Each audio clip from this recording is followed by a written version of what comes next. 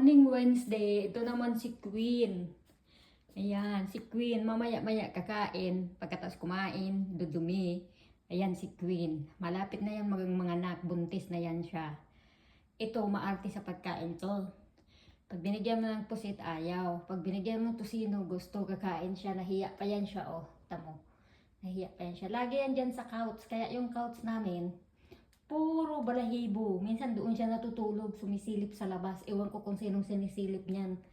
Simula nang nabuntis to, hindi na to pumupunta sa bed namin. Dati nung hindi to buntis, andoon to lagi sa bed namin. Nauuna pa yung kay King.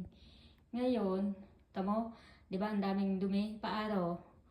Mga buhok niya, tapos yung leather na binili ng asawa ko na nilagay doon sa ano na pagtataihan niya. Ayan. Mga dumi niya yan, yung mga buhok. Malinis yung mga pusa kasi marunong silang magdumi tapos tinatakpan talaga nila. So, ayan. Diyan, magastos siya. Asawa ko, pagkain, shampoo, yung leather na pinagdudumihan niya, ayan. Oh, ayan siya. Malapit na yun mga anak.